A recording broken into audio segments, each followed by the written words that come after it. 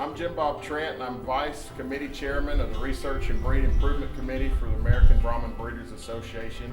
And today we'd like to touch a little bit on the key points of animal identification or branding. Fire branding is the only recognized animal identification method that the ABBA accepts and uses. So it's pretty important. Some considerations for branding. In your mind, you have to think about a brand. A brand is going to be on the animal its entire life, from whenever you do the branding to whenever it's harvested or slaughtered, or whatever happens ultimately with the animal. So it's a pet peeve of mine to make sure that a brand looks good because it's there for a long time. Some considerations before we ever start are restraining the animal. This calf here is restrained pretty good.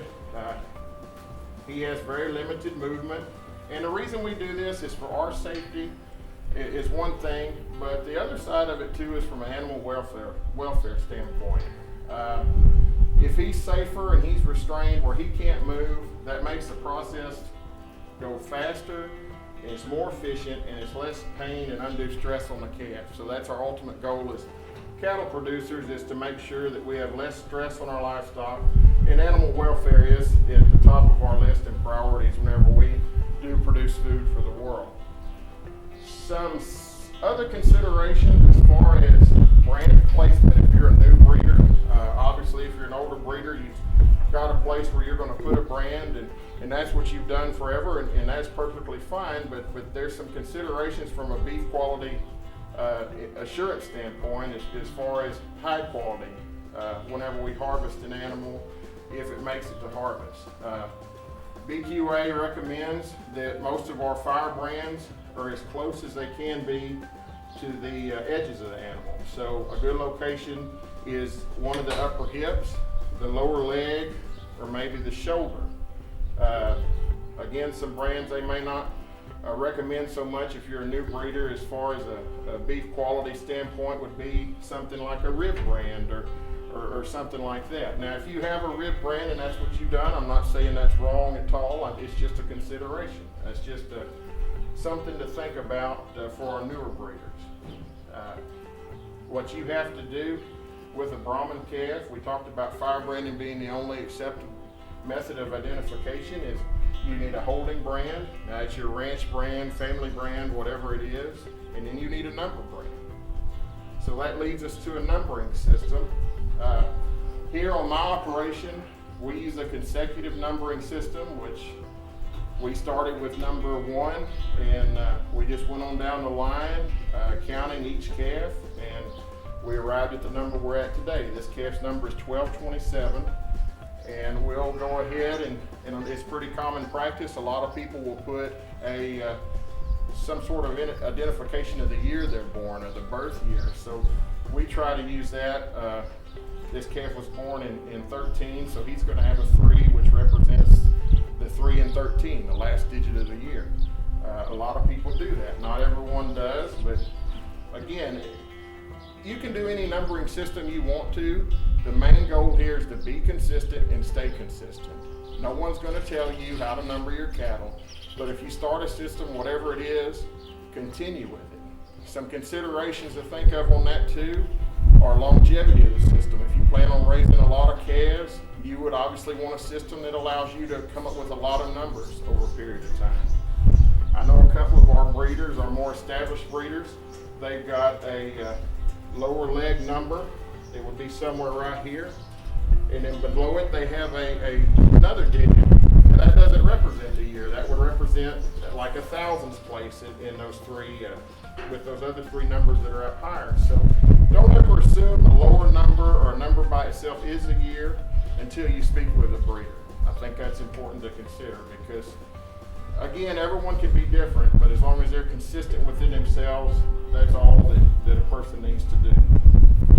Okay, so for my particular operation, I put the year digit on the front calf's right shoulder.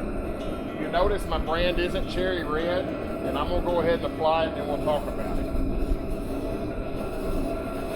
Okay, so we went ahead and put this brand on this calf here. A couple of considerations is once you start a brand, or once you initially touch that animal, and you need to hold your iron pretty steady. But once you initially touch him, like that, it's okay to pull back. And if he goes to jump, this is an extremely gentle calf, but if he goes to jump, you're going to want to pull the brand back. You don't want to keep it on the hide, because when they move, it smears the brand, the hot iron, all on the hide. You wind up with a pretty ugly looking brand.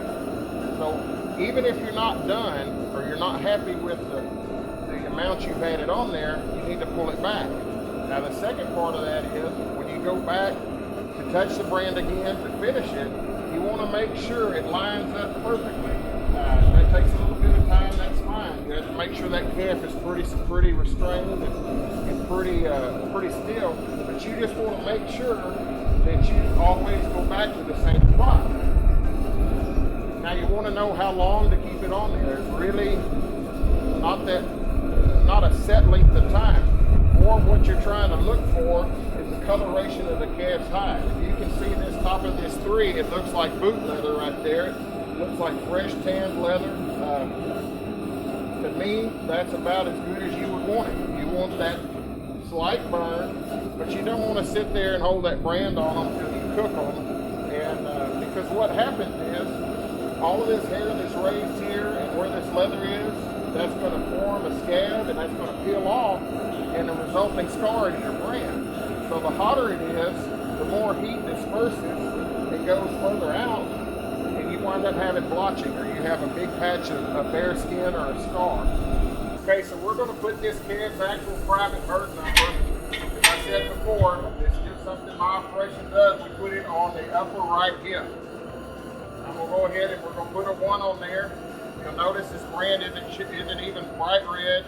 It's just warm enough to do the job. So I'm holding it. He's not jumping, so I'm fine.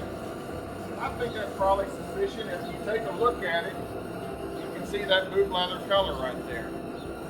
Now, consideration for this calf and his number, and even whenever you're numbering calves at home, this calf's number is going to be 1227. So my goal is, starting with this first number, to keep it in line with the top of his back and also with his rear. Now obviously not every calf's going to sit there like that and be perfect. It's okay if a calf's slanted, but you need to take that into consideration, and if he was slanted a little bit, you would tilt that number, like if he was slanted down. So you would have a nice, straight brand. We're going to go ahead and put in a 2, and the second 2, and then a 7. And some things that I try to be mindful of whenever you have numbers next to each other or double digits is the spacing between them. You don't want them real close, you don't want them too far away. Because again, like we said with the 3 on his shoulder, if you put brands too close together, you have that heat that dissipates or disperses throughout that hide coat, and you wind up with a bigger area that's heated up, or a blister or a scar starts to form that's going to turn into your brand. Your brand's nothing more than a scar that formed after a burn. So I'm going to go get the 2 and the 7 and we'll finish it. It's a little bit warm to use, and if you have a brand or iron that's too hot, you could just waft it in the wind a little bit. That would cool it off a little bit. But you just want to be really careful. The hotter they are, the less they need to stay on the hide coat.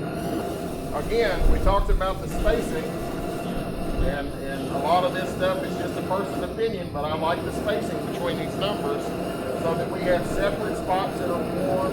There's room enough where the hide does not burn in between them. We're going to put his holding brand on him.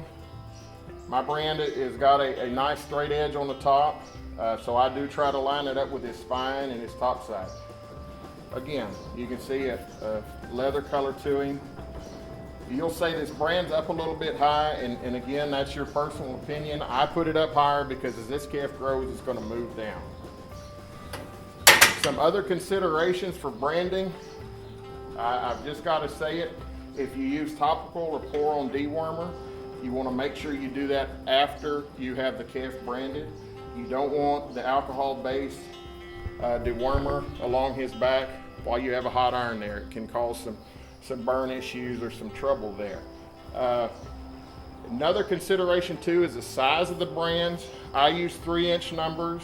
Does that mean it's right? No. But those brands are going to grow. They're going to grow with that calf, and they're going to get bigger. By the time this calf makes it to a mature bull, if he's still around then, this brand is going to be pretty good size and pretty big. So it's kind of something to consider and to think about.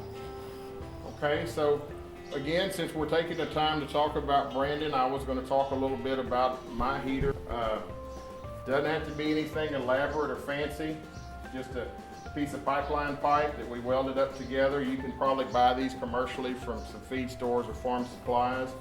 Obviously got a regulator to tank. In here we have a grease zert nipple that we pulled the ball out of to project the propane a certain way so it would heat these evenly. I think sometimes the prettier brands are done with actual wood and with an actual fire that's burned from some used lumber or whatever you have. I think they warm up a little bit slower and they don't get too hot where they would burn an animal. Again, we talked about the number size. These are 3-inch numbers.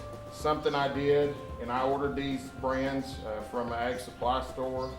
They've been with me 10 years or so, maybe a little bit longer. I took my 6, which is also a 9, depending on which way you turn it. And let me back up by saying a lot of times the brands that blotch are going to be your 6s or your 8s. They have a complete loop or a circle around them. And that's just because you have heat in a circle that's going to jump across and meet across, and it's going to cause a scar to form there. So sometimes you've got a blotch 9, 6, or 8. And I just took a little metal cutting machine and we cut out the 6 or this 9 just so we don't have that full completion of that circle. I think it makes a prettier brand, but again, that's just my opinion and doesn't really reflect what ABBA recommends or wants people to do. I'll say this, if you're a new member and you're trying to design a brand, if I could give you some advice, I would say keep it as simple as possible.